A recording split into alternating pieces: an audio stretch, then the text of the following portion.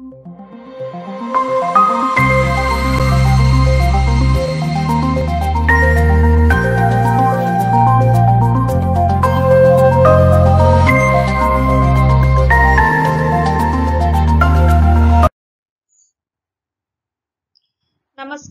इयत्ता तिसरीच्या सर्व विद्यार्थी पालकांचे सेतू अभ्यास म्हणजेच ब्रिज कोर्स मध्ये स्वागत आहे. आपल्या उपक्रमाचा आज तिसरा दिवस आहे. तर बघूया इयत्ता तिसरीच्या सर्व विषयांचा अभ्यास काय आहे आणि कोणकोणत्या कृती करावयाच्या आहेत याबद्दल माहिती. चला तर मग सुरुवात करूया. पहिला विषय घेऊया मराठी. आज मराठी विषयामध्ये श्रवण आणि भाषण कौशल्य यावर आधारित अभ्यास आहे. पालकांनी आपल्या मुलांकडून भाषण कौशल्याचा विकास व्हावा आणि श्रवण कौशल्याचा विकास व्हावा यासाठी काही सराव करायचा आहे. तर चला बघूयात कशा पद्धतीने आपल्याला ही कृती करायची आहे ते. आपल्या मुलांना शाळेत येताना आज तू काय काय पाहिले, लॉकडाऊन मध्ये तू घरी काय काय केले यासारख्या प्रश्नांनी मुलांना बोलते केली. सध्या शाळा बंद आहे त्यामुळे शाळेत येताना आज तू काय काय केले याऐवजी तुम्ही त्यांच्या भावविश्वातील संबंधित इतर प्रश्न विचारू शकता. नंतर एखाद्या मुलाच्या भावविश्वातला विषय देऊन त्यावर गप्पा माराव्यात. उदाहरणार्थ एखाद्या फुलाचे नाव सांगून त्याचा रंग, वास इत्यादी विषयांवर त्यांच्याशी गप्पा माराव्यात. मुलांना बोलकं करावं. विद्यार्थ्यांना प्रश्न विचारून स्वतःचा अनुभव सांगून बोलते करावे. किंवा मित्रांमध्ये एकमेकांना प्रश्न विचारण्यास सांगून बोलते होण्यास सांगावे. सध्याच्या कोरोना काळामध्ये आपण मुलांना घराच्या बाहेर पाठवत नाही त्यामुळे पालकांना मित्राची भूमिका पार पाडायची आहे. त्यानंतर आपण सरावासाठी त्यांना तुला कोणता खेळ आवडतो किंवा त्यांना 1, 2 अशी वेगवेगळी चित्र दाखवा. त्या चित्रामधले कोणते चित्र आवडले त्या चित्राबद्दल वर्णन त्यांच्या शब्दात त्यांना सांगायला सांगावं. म्हणजेच त्यांना जास्तीत जास्त प्रमाणामध्ये कसं बोलकं करता येईल यासाठी प्रयत्न करावा. अशा पद्धतीने त्यांना त्यांच्या भाषेतील त्यांना सहज माहिती असेल अशा गोष्टी सांगावे आणि घरातील इतर औपचारिक अनौपचारिक गोष्टींविषयी चर्चा करावी जेणेकरून मुले आपली जास्तीत जास्त बोलकी होतील. पुढचा विषय घेऊयात गणित.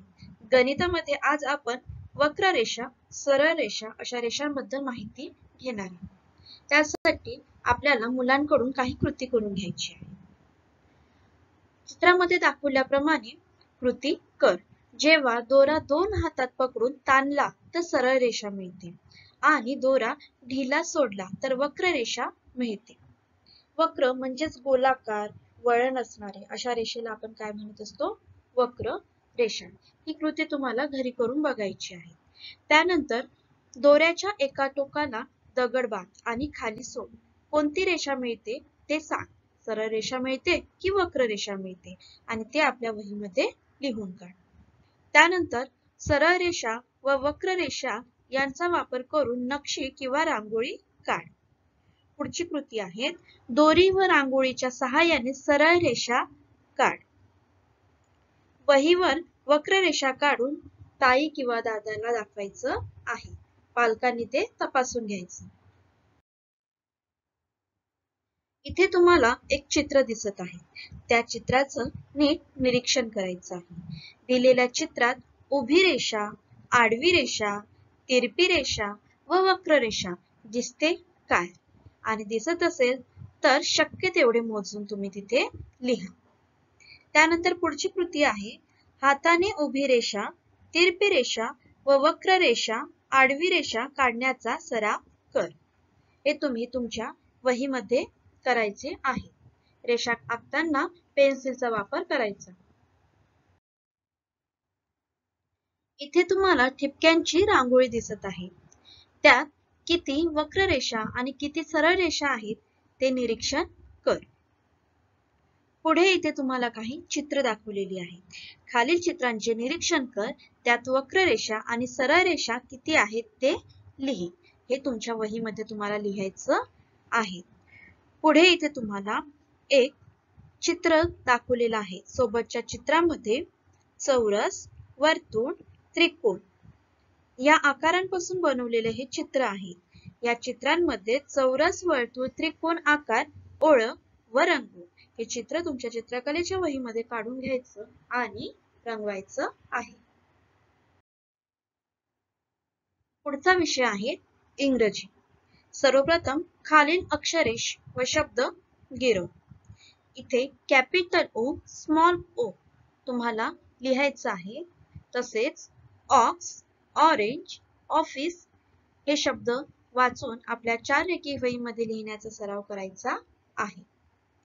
त्यानंतर पुढे repeat words, phrases and sentences. Let's speak. चला बोलूया. या अंतर्गत आपल्या मुलांना आपल्याला बोलके करायचे आहे. पालकांनी शब्द वाचून दाखवायचे आणि मुलं तुमच्या पाठोपाठ म्हणतील. चला तर मग सुरुवात करूया. आय वॉन्ट टू म्हणजेच मला करायचे आहे. Let's speak. Snehal. I want to go out. Mother, it's raining. Do you still want to go? Snehal, yes, I want to play in the rain. Mother, you will get wet. Snehal, yes, but I want to enjoy the rain. Mother, go ahead. I will finish my work and join you. अशा पद्धतीने पालकांनी वाचन करून दाखवायचं आणि मुलं हे तुमच्या पाठवून म्हणतील. Chintu. I want to play in the rain too. May I go? Mother, yes Chintu, you may. अशा पद्धतीने हा उतारा मुलांकडून वाचून घ्यायचा आहे. त्यानंतर बी बघूया.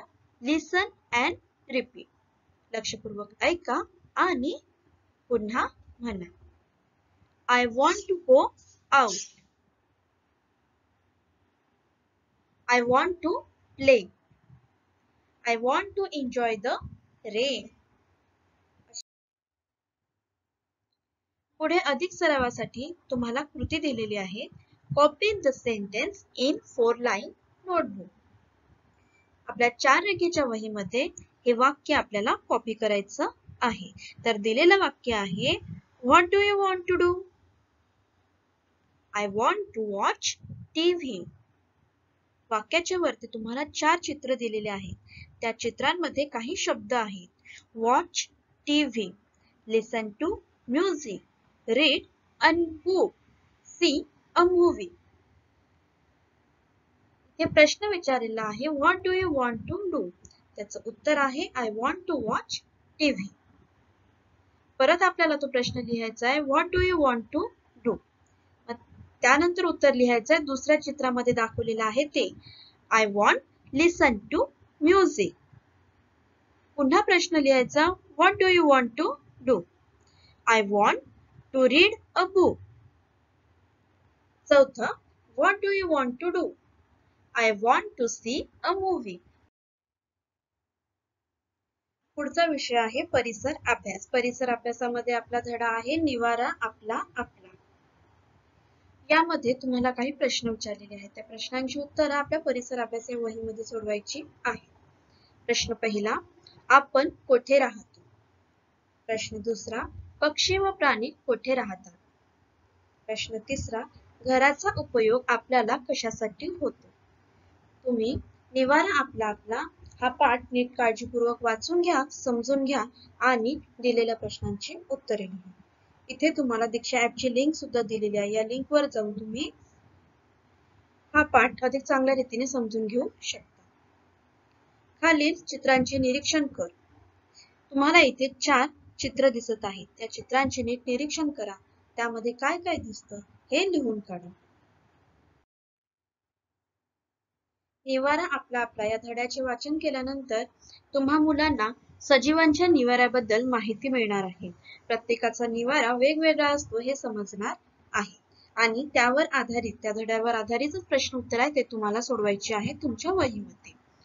घोड्याच्या निवाऱ्याला काय म्हणत असतील बरे? तुम्हाला सुचलं ते उत्तर तुम्ही तुमच्या वहीमध्ये लिहा. सजीवाला निवाऱ्याची गरज का असते? याही प्रश्नाचं उत्तर लिहायचं आहे. आणि अधिक सरावासाठी इथे तुम्हाला 3 प्रश्न दिलेले आहेत. त्या 3ही प्रश्नांची उत्तरे आपल्या वहीमध्ये लिहायचं आहे. पहिला प्रश्न, घोड्याच्या निवाऱ्याला काय म्हणतात? प्रश्न दुसरा, कोंबड्याच्या निवाऱ्याला काय म्हणतात? प्रश्न तिसरा, मुंग्यांच्या जिथे राहतात त्याला काय म्हणतात? या सर्व प्रश्नांची उत्तरे आपल्या वहीमध्ये लिहून काढा आणि वाचन करा. त्यानंतर खेळू करू शिकू या विषयांतर्गत आपल्याला घराची स्वच्छता, परिसर स्वच्छता, सुका व ओला कचरा, वैयक्तिक स्वच्छता व त्याचे महत्त्व इथे आपण आज अभ्यासणार आहोत. सर्वप्रथम तुम्ही दिलेल्या चित्रांचे निरीक्षण करून प्रश्नांची उत्तरे लिहायची आहेत. पहिलं चित्र आहे नीटनेटकं घर आणि दुसरं चित्र आहे पसारा असलेल्या घराचे. त्यावरील तुमचे हे प्रश्न. तुम्हाला वरीलपैकी कोणत्या घरात राहायला आवडेल ते तुम्ही तुमच्या वहीमध्ये लिहून काढायचं आहे. आपले घर स्वच्छ राहण्यासाठी कोणती कामे करावी लागतात? त्या सर्व कामांची यादी तुमच्या वहीमध्ये तुम्ही लिहा. स्वच्छतेबद्दल अधिक माहिती बघूयात. आपले घर स्वच्छ व नीटनेटके असेल तर आपल्याला छान वाटते. वस्तू योग्य जागी सापडतात. घरात स्वच्छता राखणे ही कुटुंबातील प्रत्येकाची जबाबदारी आहे. घरातील केर कचरा इकडे तिकडे फेकू नये, तो कचरा पेटीत टाकावा. कचरा घराच्या बाहेर फेकू नये, यामुळे परिसर स्वच्छ राहतो. इथे कचरा कुंडीचे तुम्हाला चित्र दिलेले आहेत. नेहमी कचरा कुंडीचाच वापर करायचा कचरा टाकण्यासाठी. ओला कचरा व सुका कचरा हे वेगवेगळ्या पेटीमध्ये टाकायचा. आपण आपला परिसरही स्वच्छ ठेवला पाहिजे. यामुळे विविध आजार व रोगजंतू यापासून आपले संरक्षण होते. उघड्यावर शौचास जाऊ नये, त्याकरिता स्वच्छतागृहाचाच वापर करावा. याचप्रमाणे आपण वैयक्तिक स्वच्छताही ठेवली पाहिजे. याकरिता दररोज आंघोळ केली पाहिजे. नियमित नखे कापली पाहिजे. त्वचा, डोळे, नाक यांची स्वच्छता राखली पाहिजे. दररोज केस विंचरावे. आठवड्यातून निदान एकदा तरी केस धुतले पाहिजे. सकाळी झोपून उठल्यावर व रात्री झोपण्या अगोदर 2 वेळा दात स्वच्छ घासले पाहिजे. घाणेरड्या हातांनी खाल्ले तर ते घाण पोटात जाते, पोट बिघडते. म्हणून जेवणा अगोदर व जेवणानंतर तसेच मलमूत्र विसर्जनानंतर हात स्वच्छ धुवावे. बाजूच्या चित्रात दाखवल्याप्रमाणे हात स्वच्छ धुवावे. आणि याकरिता खालील साधनांचा वापर करावा. हँडवॉश, साबण, हात धुतल्यानंतर स्वच्छ टॉवेलने ते आपण पुसायचं. स्वच्छता ठेवली नाही तर वेगवेगळे आजार होऊ शकतात. सरावासाठी तुम्हाला इथे काही प्रश्न दिलेले आहेत. त्या प्रश्नांची उत्तरे तुम्हाला तुमच्या वहीमध्ये लिहायची आहेत. प्रश्न पहिला, शाळेचा परिसर स्वच्छ करण्याकरिता तुम्ही कोणत्या साहित्याचा वापर कराल? प्रश्न दुसरा, राजूला दात घासायचे आहे, त्यासाठी तो कोणत्या साधनांचा वापर करेल? त्यानंतर योग्य अयोग्य ते लिहायचं आहे. इथे काही 5 तुम्हाला वाक्य दिलेले आहेत. ती योग्य आहे की अयोग्य आहे ते पुढे लिहायचं आहे तुमच्या वहीमध्ये. कचरा कचरा पेटीत टाकू नये, हे योग्य की अयोग्य ते लिहा. नियमित नखे कापावी. परिसर स्वच्छ ठेवावा. सकाळी उशिरा उठावे. आईला घरकामात मदत करावी. असे हे 5 वाक्य आहेत. हे सर्व वाक्य योग्य आहेत की अयोग्य आहेत ते त्या वाक्याच्या पुढे आपल्याला लिहायचं आहे. प्रश्न तिसरा, उदाहरणे लिहा. ओला कचरा. मग ओला कचरा म्हणजे काय? त्यामध्ये कोणकोणत्या गोष्टी मोडतात हे तुम्ही तुमच्या वहीमध्ये यादी करायची आहे. त्याचप्रमाणे सुका कचरा. सुका कचरा आणि ओला कचरा यामध्ये नेमकं कोणकोणत्या वस्तू येतात हे तुम्हाला यादी स्वरूपात तुमच्या वहीमध्ये लिहायचं आहे. तर इथे आजचा आपला तिसरा दिवसाचा अभ्यास तुम्हाला सांगण्यात आलेला आहे. त्यानुसार तुम्ही अभ्यास करा, कृती करा, पालकांनी आपल्या मुलांना मार्गदर्शन करा. चला तर मग भेटूया आपण उद्या.